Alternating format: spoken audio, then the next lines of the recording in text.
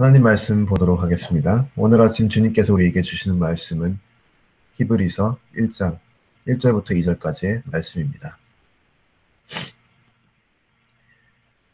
히브리서 1장 1절부터 2절까지 말씀입니다. 제가 봉독하도록 하겠습니다. 옛적의 선지자들로 여러 부분과 여러 모양으로 우리 조상들에게 말씀하신 하나님이 이 모든 날 마지막에 아들로 우리에게 말씀하셨으니 이 아들을 만유의 후사로 세우시고 또 저로 말미암아 모든 세계를 지으셨느니라. 아멘. 저는 이 아침 히브리서 1장 1절부터 2절 말씀을 통해서 하나님의 말씀 예수라는 제목으로 이 말씀을 전하도록 하겠습니다. 제가 지난 한 달간 하나님 말씀 선포하면서 강조했던 부분이 하나 있는데요. 그게 바로 하나님의 말씀입니다. 하나님의 말씀이 우리의 신앙생활과 우리의 믿음 생활에 정말 핵심적인 요소를 차지하고 있습니다.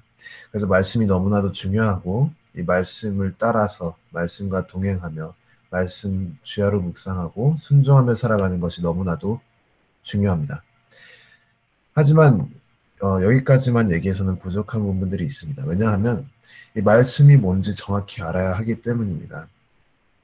말씀을 따르라 여기까지 좋은데 그 따른다는 게 정확히 무슨 뜻인지, 또 말씀을 묵상해라 또는 말씀 가운데 거하라, 이거 다 좋은 얘기지만 정확하게 그게 무슨 뜻인지 우리가 더 깊이 알아볼 필요가 있습니다. 오늘 하나님 말씀은 이 말씀이 무엇인지, 우리가 말씀 가운데 거하고 말씀 따라서 갈 때 뜻하는 것이 도대체 무슨 뜻인지 더 정확하게 설명해주고 있습니다. 그래서 이 부분을 오늘 아침에 한번 같이 보도록 하겠습니다. 먼저 구약시대부터 시작해야겠죠. 왜냐하면 오늘 말씀 1장 1절 보니까 옛적의 선지자들로 이렇게 써 있습니다. 이게 이제 구약시대의 말씀을 얘기하는데 이 말씀을 기본대로 우리가 다시 한번 구약을 이해하면 구약시대에는 오랜 시간 동안 2000년의 그런 긴 시간 동안 여러 사람들을 통해서 여러 방식으로 하나님께서 말씀을 하셨습니다. 그래서 2000년의 시간 동안 처음에 모세오경부터 시작해서 말라기까지 여러 선지자들을 통해 하나님의 말씀이 전해졌습니다. 그 말씀이 이제 우리가 총 세 가지로 흔히 우리가 나눌 수 있죠.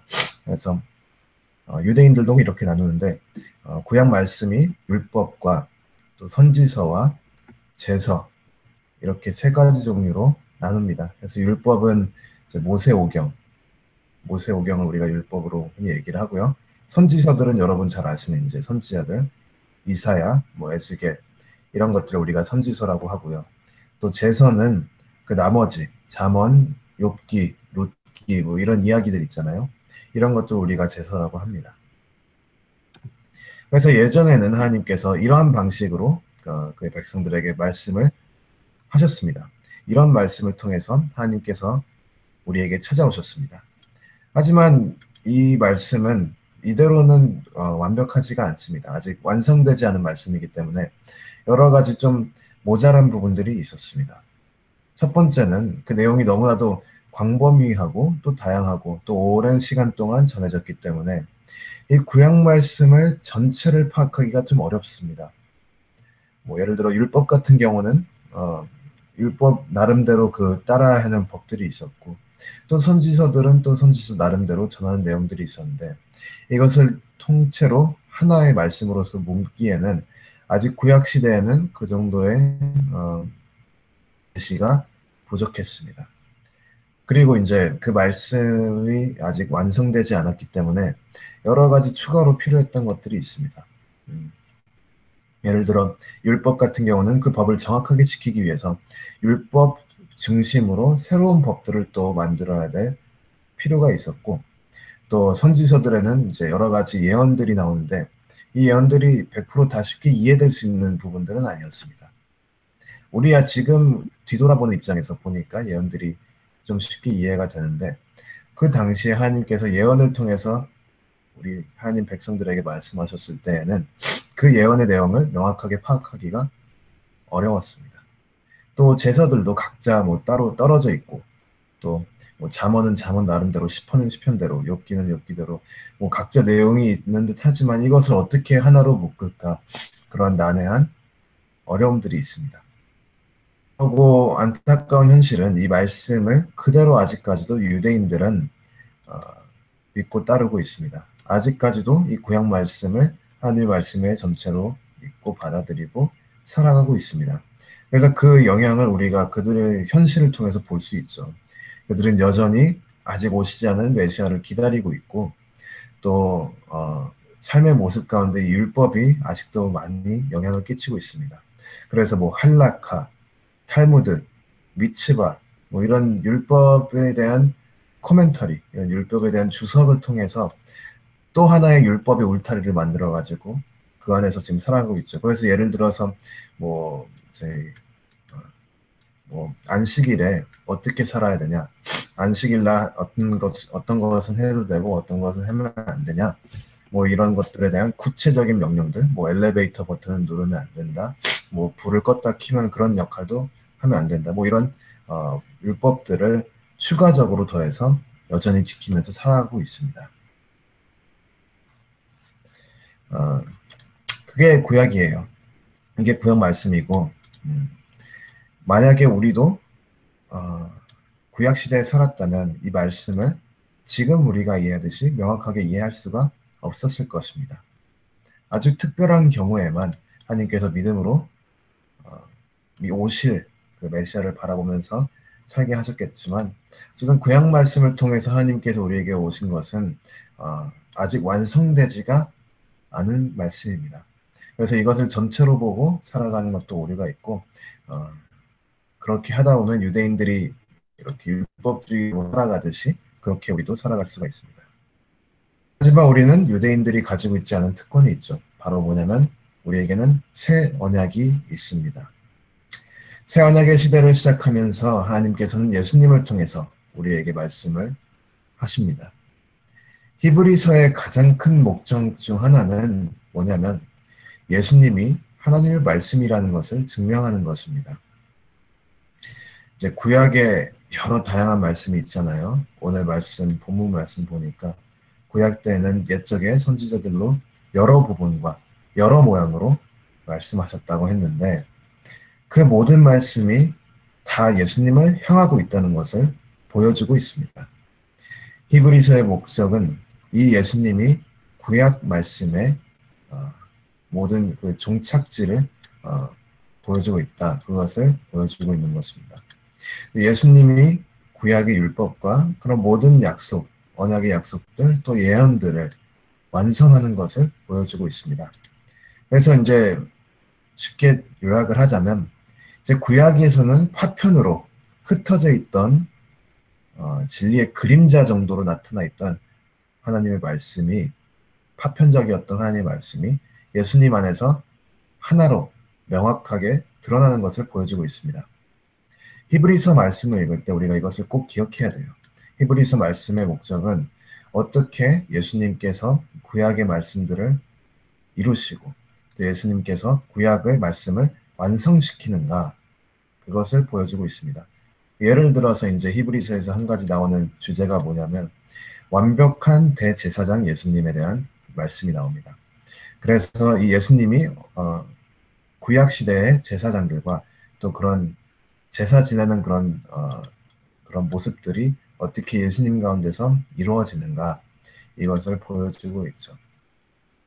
그래서 우리가 히브리서 1장 1절부터 2절 말씀, 그리고 또 따라서 히브리서 모든 말씀을 통해서 우리가 오늘 기억해야 되는 것은 뭐냐면 바로 성경이 누구에게 중심을 잡고 있는가, 그겁니다. 성경의 중심은 예수님입니다. 구약 말씀은 다양한 사람들에게 오랜 시간 동안 왔지만 그것이 모두 다 한 목소리로 증거하고 있는 것이 뭐냐면 바로 예수님입니다. 그리고 신약 또한 예수님에 대한 증거로서 예수님이 어떻게 하나님의 말씀이신지 보여주고 있는 것입니다.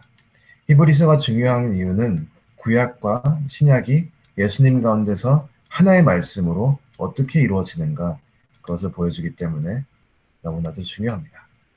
그래서 우리가 이 시간 이 말씀을 통해서 한 가지 현실적으로 배울 수 있는 건 뭐냐면 바로 우리가 예수님을 통해서 하나님의 말씀을 봐야 한다는 사실입니다.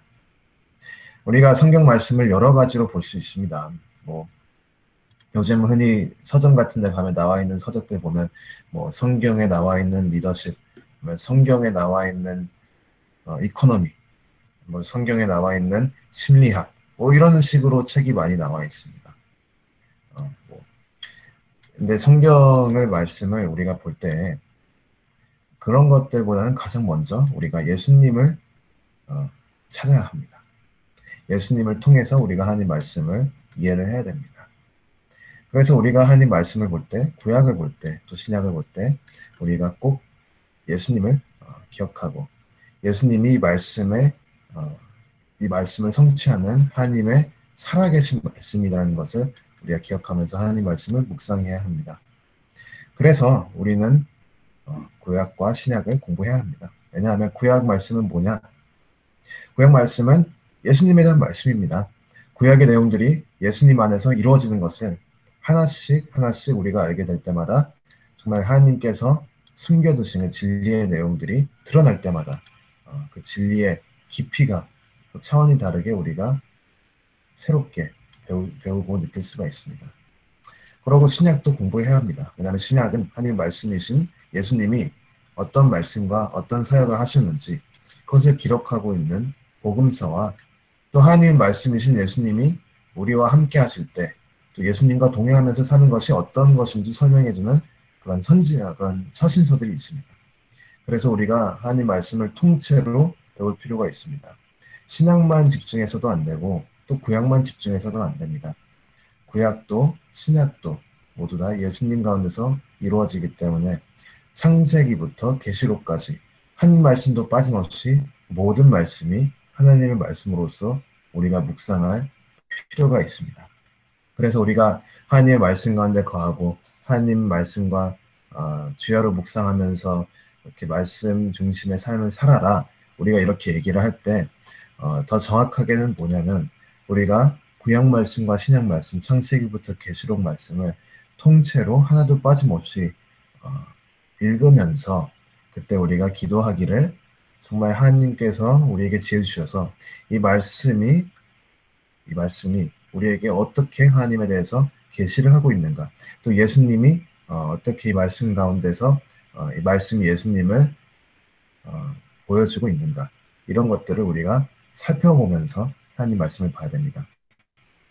그것이 우리가 말씀을 볼 때 가장 첫 번째로 우리가 기억해야 되는 말씀 읽는 방법이고요. 그 다음에 이제 나머지들을 뭐 여유가 되면 찾으면 될 것 같습니다. 그래서 하나님 말씀 볼 때는 뭐 하나님의 예수님의 리더십 아니면 뭐 예수님의 정치 이런 것들을 보는 게 아니라 정말로 하나님 말씀을 통해서 예수님, 하나님의 말씀이신 예수님이 어떻게 우리에게 오시는가, 그것을 우리가 마음을 준비해서 늘 마음 열어놓고 기도하면서 하나님 말씀을 읽을 필요가 있습니다. 그래서 날마다 말씀을 묵상하면서 창세기부터 마지막 말씀인 계시록까지 성경 모든 말씀을 통해서 하나님의 말씀이신 예수님과 늘 동행하는 우리 모두가 되기를 주님의 이름으로 축원합니다.